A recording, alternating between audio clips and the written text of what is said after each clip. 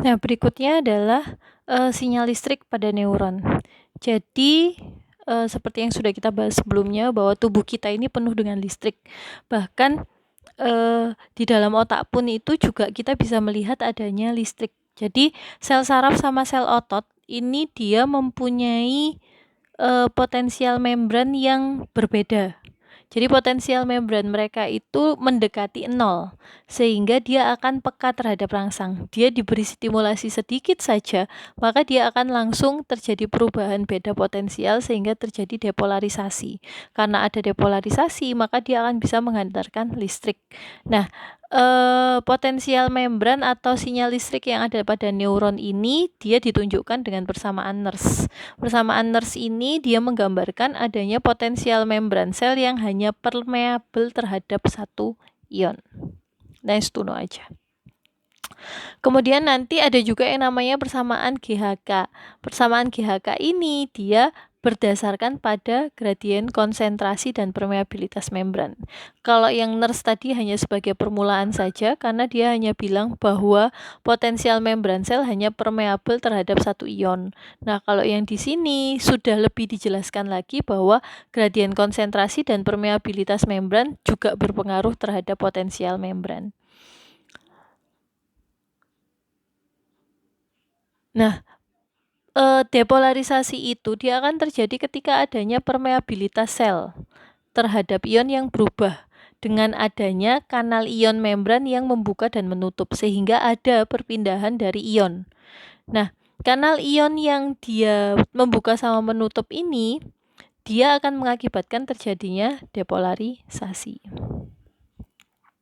Ini adalah hukum Ohm, hubungannya sama aliran arus listrik itu tadi dia dipengaruhi oleh resistensi. Nah, resistensi ini contohnya adalah membran sel, kemudian dia juga dipengaruhi oleh konduktansi. Nice to know aja, hukum Ohm. Nah, kalau kita sudah bicara tentang potensial membran, maka kita akan ngomong tentang potensial berjenjang dan potensial aksi. Jadi potensial berjenjang itu adalah depolarisasi atau hiperpolarisasi yang kekuatannya berbanding lurus dengan kekuatan pemicu. Jadi pada potensial berjenjang ini, gelombang depolarisasinya itu dia bergerak melintasi sel. Tapi dia sifatnya adalah lokal. Dia tidak sampai ke threshold. Kita lihat gambar langsung, ya. Ini nanti bisa kalian baca sendiri. Nah, seperti ini. Jadi, potensial berjenjang itu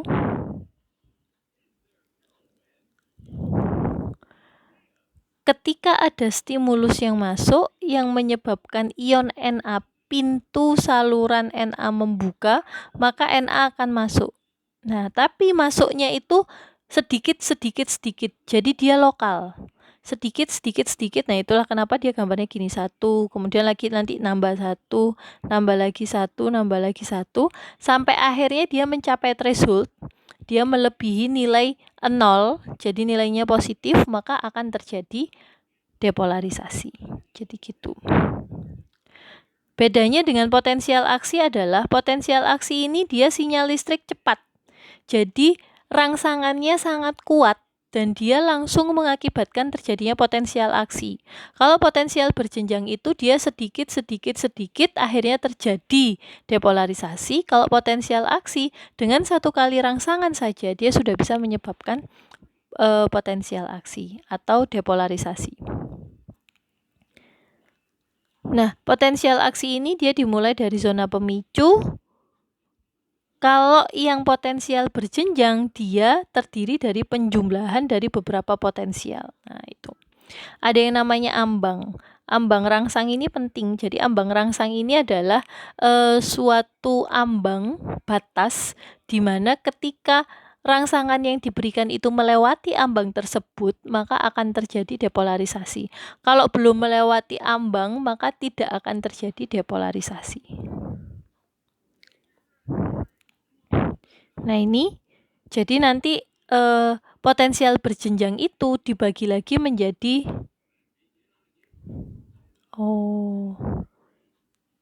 Oke, dibagi lagi menjadi subthreshold sama suprathreshold.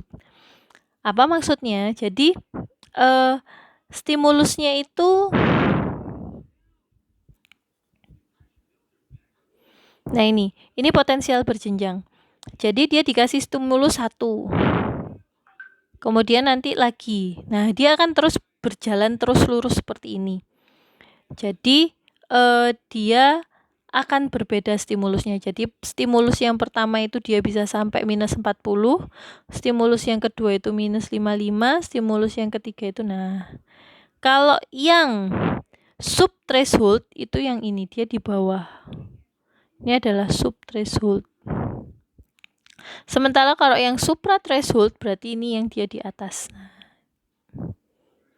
Ini adalah suprathreshold. Jadi sekali lagi, potensial berjenjang itu dia adalah penjumlahan dari potensial lokal sampai melewati ambang. Nah, tapi kalau misalkan yang namanya potensial aksi itu dia hanya satu kali saja sudah langsung melewati ambang. Berikutnya adalah hukum Al-Ornan. Hukum Al-Ornan ini adalah hukum satu atau tidak sama sekali.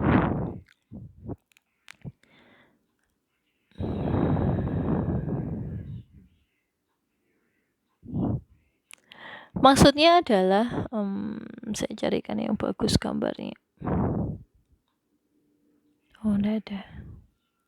Jadi hukum Al-Ornan ini maksudnya potensial aksi itu dia bersifat seragam. Jadi kalau misalkan ada depolarisasi itu sifatnya tuntas atau tidak sama sekali. Apa maksudnya? Jadi kalau misalkan dia tuntas itu maksudnya adalah ketika dia diberikan rangsangan sekali, dia sudah langsung melewati membran, maka dia akan langsung terjadi depolarisasi.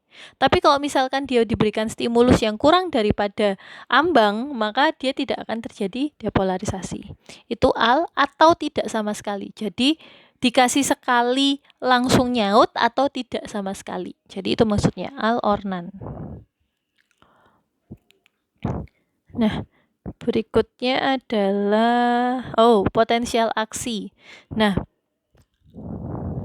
gambarannya seperti ini.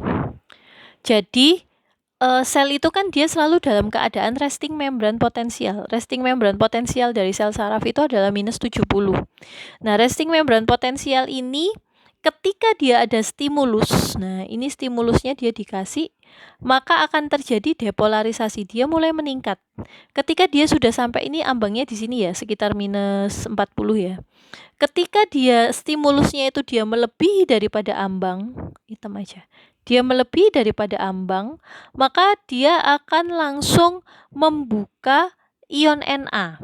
Nah, ion Na, pintu Na ini terbuka sehingga Na yang ada di luar itu dia akan masuk ke dalam. Karena Na yang ada di luar itu masuk ke dalam, maka otomatis muatan dari intrasel akan menjadi lebih positif. Dia akan terus naik ke atas. Nah, sampai di batas atasnya. Batas atasnya itu adalah plus 30. Jadi, walaupun dia dikasih stimulus berapapun, bahkan sampai melebihi plus 30, maka dia hanya akan bisa depolarisasi sampai plus 30. Itu juga termasuk dalam hukum Al-Ornan tadi.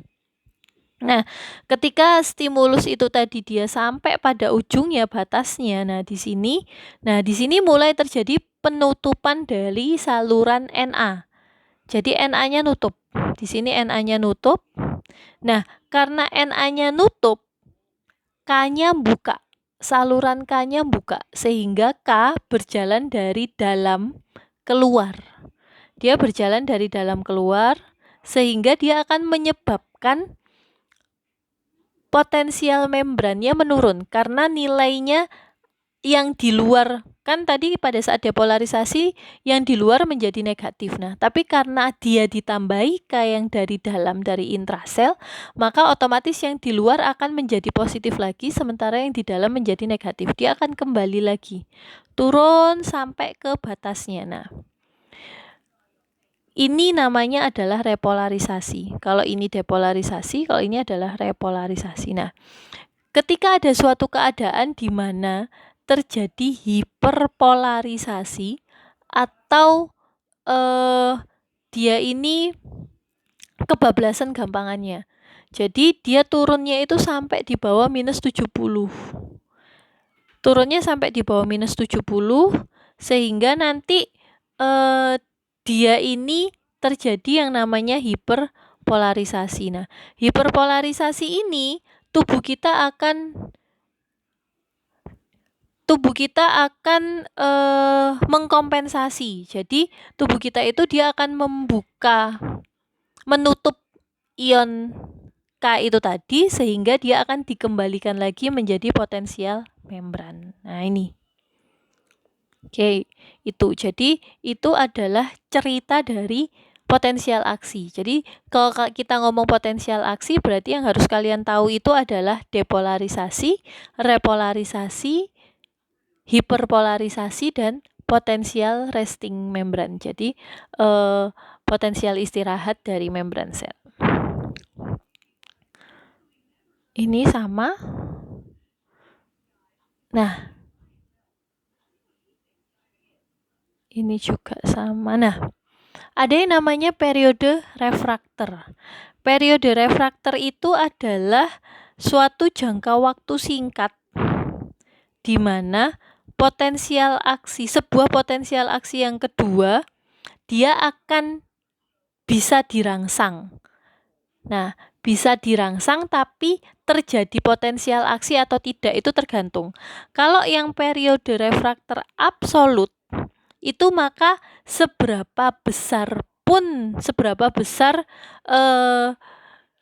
rangsangan yang diberikan maka dia tidak akan terjadi potensial aksi. Tapi ketika dia masuk ke periode refraktor relatif maka ketika ada rangsangan berikutnya walaupun dia belum sampai relaksasi total maka dia akan bisa dipicu dan akan menimbulkan potensial aksi baru. Jadi perbedaannya antara periode refraktor absolut sama relatif itu adalah kalau periode refraktor absolut itu dia tidak akan bisa terjadi potensial aksi yang kedua, sementara kalau periode refraktor relatif itu dia akan terjadi potensial aksi yang kedua. Nah, ini gambarnya.